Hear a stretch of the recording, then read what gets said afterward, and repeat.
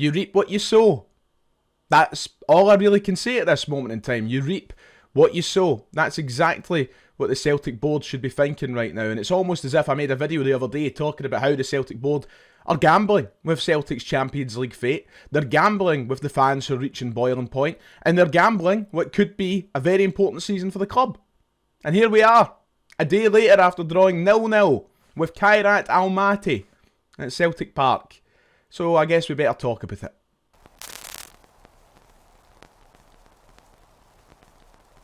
Hello, welcome back. It's nice to see you, I suppose. Not so nice under these circumstances, but it's finally time to talk about last night's game and the aftermath following said game. Apologies for it being a day later. I didn't get in till quite late last night. There was no point in me rushing everything that I had to say, and I know some opposition fans are always quick to get to the comments of my last video saying that I've done a runner and I won't face the music after a disastrous result. No, I'm here to talk about that disastrous result. Just some of us have lives, you know, so give me 5 minutes. We're going to talk about it all today. It's one of these videos I dread doing because there's so much negativity. You can't please everybody with your opinions, and you're going to get a lot of stick for things that might be right, might be wrong. And ultimately, what is there for me to say that hasn't been said? I think that Celtic fans have aired their grievances over the past 12 or so hours very well. And I agree with most of what's been said, and that goes across all areas of the club. This isn't a day to look back on the game and blame one specific area. There's a lot of problems from last night's game, and I think that expands from off the pitch to on the pitch. But ultimately, the shortcomings of the Celtic board have led us to a position right now where we're staring in the eyes of a very possible exit from the Champions League to the hands of a side from Kazakhstan who are ranked 430th in Europe. I think they're ranked the lowest, in fact, of all teams that Scottish sides have faced in European qualification so far this season. That includes teams that the likes of Hibs and Dundee United have played in Conference League qualifiers. We're playing the one that's ranked the worst, and we couldn't score a bloody goal into them at Celtic Park. In fact, I think a lot of fans would agree in saying Celtic were probably quite lucky to even escape with a point last night, or a draw last night, I should say. And it's not as if Kairat Almaty were peppering us with chances and Celtic didn't enjoy the lion's share of possession. Yeah, we did enjoy the lion's share of possession. We were the team that were on top for most of the game.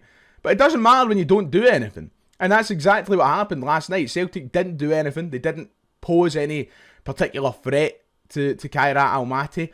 And now we face the prospect of a 4,000-mile trip to Kazakhstan with a 0-0 draw, without the ability to register new players for the second leg, with a right-back who's dropped down injured, potentially out for months.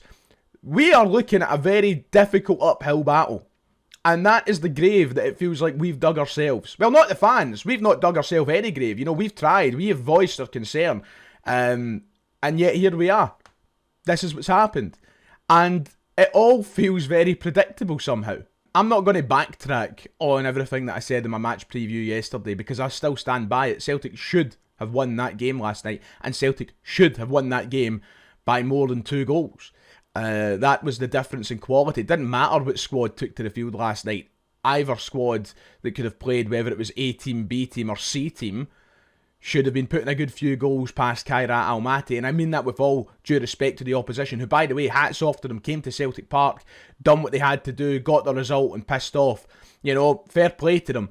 But we should have been winning the game, and I said if we didn't beat them, it would be an embarrassment, and there would be a meltdown. And here we are. The embarrassing meltdown begins.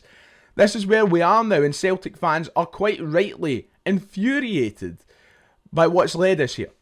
So many problems that we've spoke about very candidly for months are now coming to roost. You know, the chickens are coming to roost as we sit here thinking, what do we do next? Do we even qualify for the Champions League? What is the story of our season if we go out? Because it's been the same story for years with Celtic. Failure to qualify for the Champions League makes it a very difficult one to enjoy. We're a Champions League calibre club. We're not a Champions League calibre squad right now, but we're a Champions League calibre club. And we should be in that competition every year, qualifiers or not. And when you don't qualify, it puts an early stain on the campaign. And you can always talk about a run in the Europa League. And some people have said for months, oh, I'd rather be in the Europa League. How does that feel now? That, like, surely nobody out there is licking their lips at the prospect of a Champions League exit to Kairat Almaty. Surely to God. Because if that's where the expectations are for fans, the expectations are on the floor. And that's the expectation the board seems to have. at this moment in time. It's almost as if they don't care. And there's some people that I think that attitude kind of bleeds into. And I mean, listen, this is toxic. We're at a point of sheer toxicity. Something that I wish we could have avoided. Something that I thought we would have avoided. Hands up. I'll be the first to admit, I was naive. I was naive to suggest that everything was okay. But forgive a man for thinking that by the 20th of August, that Celtic would have got the job done. Celtic would have signed players and equipped themselves for Champions League qualifiers. I really did. And that's, do you know what? I was fooled. I was an idiot. I was stupid, and I'll hold my hands up and say that. I'll go back to the start of June, the start of July, when I was on this channel saying, we'll be fine. We'll sign players. Don't panic. Stop greeting. I did do that. And I'll hold my hands up and say it was naive of me. But maybe I was just too stupid to believe that the Celtic board would have backed their manager into making signings by this point.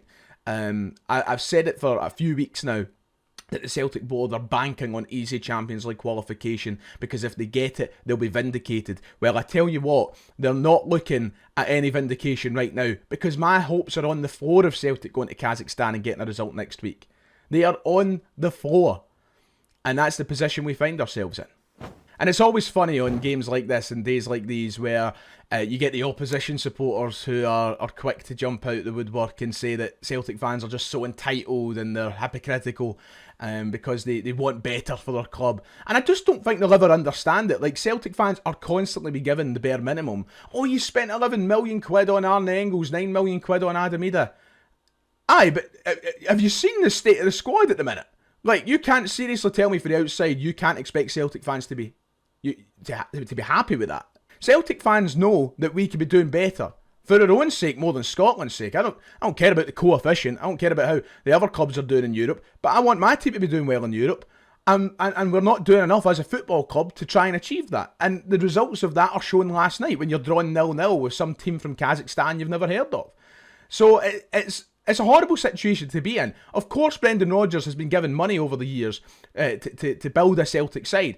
But he's also lost some of his best players that haven't been replaced and were expected to go out and play with attackers who are quite frankly not fit for purpose to try and win games. They can't score in a brothel. So, like, Celtic fans are perfectly entitled to be asking for more. And I don't think, ultimately at the end of the day, I don't think anybody outside of the Celtic support will understand that. You need to be in the shoes of a Celtic supporter to see how little we get for how much we put in. And I think that's what gripes people the most, and that's what the people on the outside don't understand. The fact that we're putting money into this club, thousands into this club every single year, to have our ambitions cut short by a greedy, selfish and driveless board. That is frustrating, and if you were a Celtic supporter, you'd understand. But I am in danger of just sounding like a broken record, and even me at this point is fed up of just repeating myself. It is tiresome. I'm in danger of sounding incredibly whiny, and I know to some who are endless defenders of the board, I am sounding whiny. Well, guess what? Get used to it, 'cause if it keeps going this way, you're going to hear a lot more whining. But as I said at the start of the video, what is there to be said that hasn't been said? I've got so much ground still to cover in this video alone that I am scared of repeating myself. So I guess we should talk about the football for a moment and the problems that also exist on the park. 'Cause it's very easy for us to talk about, you know, the board and put blame towards them, who deserve the majority of it, by the way. Let's just make it clear. I think most frustration should be guided there. But there is a reason to guide your frustration in other areas as well, because on the park, Celtic weren't good enough last night. The football was rancid to watch last night, and I use that word very seriously. Rancid. Celtic were extremely poor, and the manager has to take some of the flack for that. You know, he at the end of the day sets up the team, and I will stand on what I said, and I won't change my tune just because how much I love Brendan Rodgers. With the squad that was on the park, we still should be winning and scoring a few goals. Simple as that. There's no escaping that.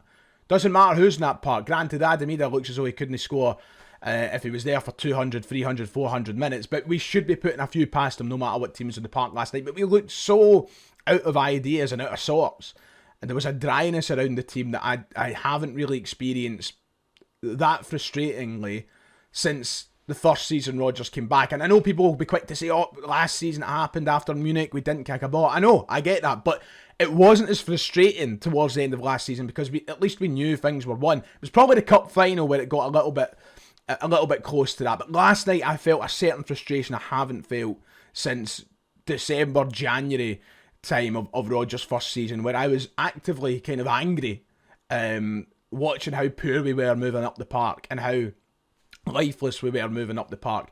And that's up to the manager to change things. You know, he must have a plan B. He must have a plan C. He's got to have backup ideas for when things aren't going our way. And they weren't going our way all game last night. I mean, we had a couple of decent chances. The one that was saved onto the post and a couple other ones that could have been better off. But if you asked me to rhyme off the best chances of last night's game, they come in the direction of Kairat. They come in the direction of them. They could have scored a couple last night. We opened ourselves up. They went forward, took advantage of us. And on another day, against a better team, we probably would have conceded.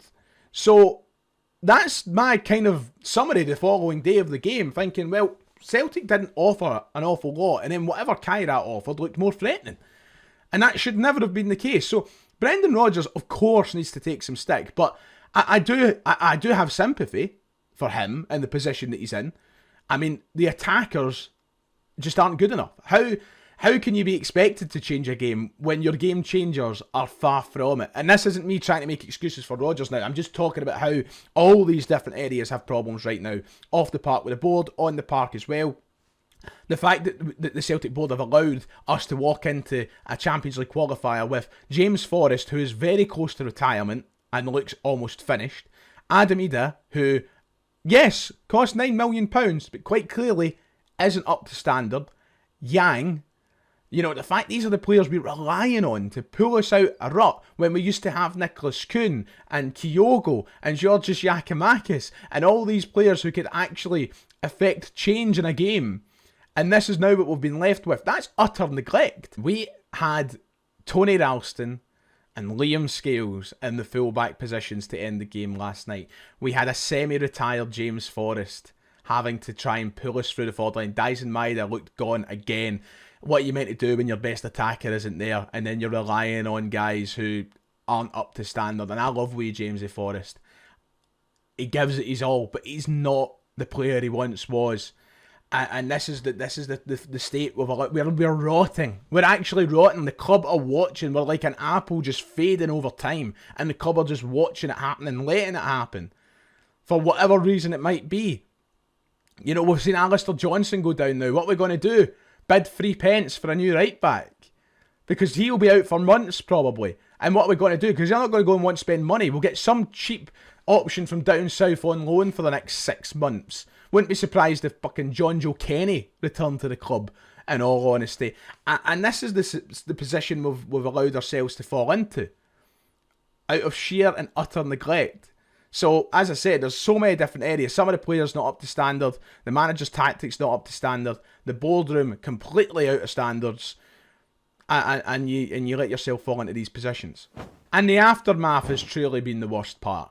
I hate it when there's this amount of toxic negativity amongst the Celtic supporters. And I don't mean that, and I'm not saying that we shouldn't be toxic and that we shouldn't be negative. We should be. We should be chasing some charlatans out of our club actively. And I'm all for it, you know, but I hate it. It doesn't mean I want to see it. I dread it, in fact. Like, I knew as that game was going on last night that it was going to be intolerable. I knew at half time that it was going to be intolerable on social media and out with social media this time as well. This isn't just something that exists within a social media bubble anymore. This is something that's very, very real, that every fan is basically feeling, bar, I said, the few board defenders who must be on the payroll somewhere. But I don't blame supporters. I just hate it.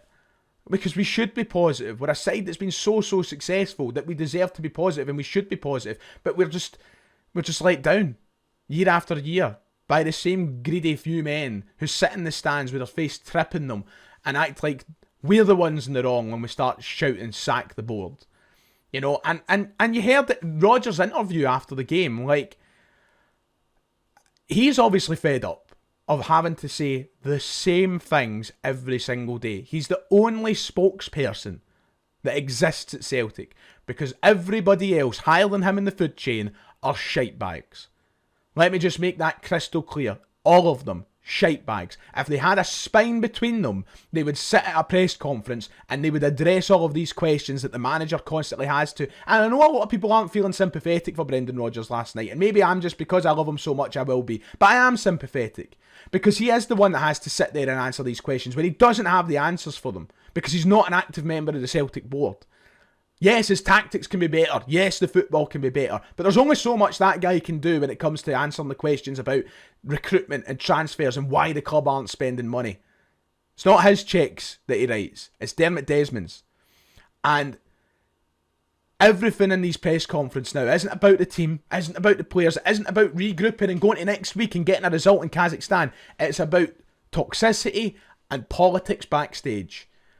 And that cannot be good for anybody. It certainly can't be good for Brendan Rodgers, who at this point I think we're all almost certain will be away this time next year. And I do not blame him.